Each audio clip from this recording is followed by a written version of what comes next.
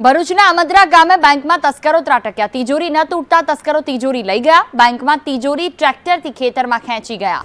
તિજોરીમાં રહેલી ₹19 લાખની રોકડ સલામત છે। ભરૂચ તાલુકા પોલીસે તપાસ શરૂ કરી છે। ભરૂચના અમદરા ગામે HDFC બેંકમાં તસ્કરો ત્રાટક્યા। વસીમ મલિક સંવાદદાતા ફોન લાઈન પર જોડાયા છે। જી વસીમ, તિજોરી ન તૂટતા બેંકમાંથી તિજોરી ટ્રેક્ટર સુધી ખેંચીને લઈ ગયા, શું વિગતો? કુતૂહલ સર્જાયું જ્યારે સવારે ખેડૂતો ખેતરમાં ગયા અને જોયું કે ટ્રેક્ટરની સાથે એક પેટી બાંધેલી હતી અને પેટી શંકાસ્પદ જણાતા તેઓએ પોલીસને જાણ કરી અને સમગ્ર ભાંડો ત્યારે ફૂટતો જ્યારે આ દહેજ રોડ પર આવ્યો તો આમદરા ગામની અંદર HDFC બેંક આવેલી છે। એ બેંકમાં ચોરી થવાની બધી વિગતો જે છે એ સામે આવી।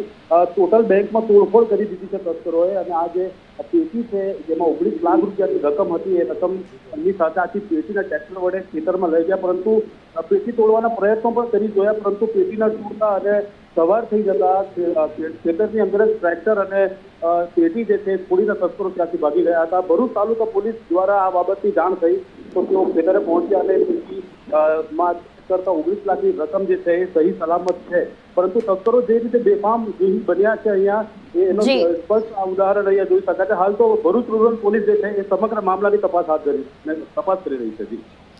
બિલકુલ, તો જે રીતે ખેતરમાં આખું ATM લઈ જવામાં આવ્યું, ભરૂચના અમદરા ગામે બેંકમાં તસ્કરો ત્રાટક્યા।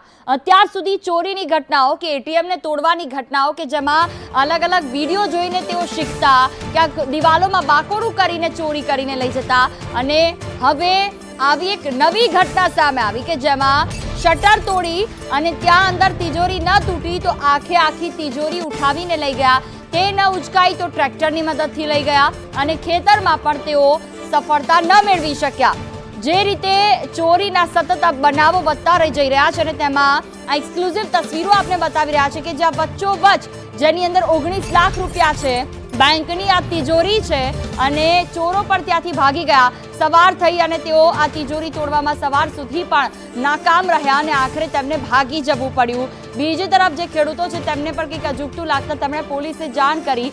રૂપિયા આપણા સૌના છે અને તે પણ સુરક્ષિત છે એટલે એક સારી બાબત કહેવાય, પરંતુ ચોરો જે રીતે સતત તેમની હિંમત વધી રહી છે તે પણ સવાલ માંગે છે કે તિજોરીમાં રહેલી આ ₹19 લાખની રોકડ સલામત છે, સારી બાબત છે, પરંતુ જે રીતે આખી બેંક કે જેમાં શટર તોડવામાં આવ્યું, કોઈ પણ પ્રકારના અલાર્મ ત્યાં હતા કે કેમ તે પણ એક સવાલ થાય।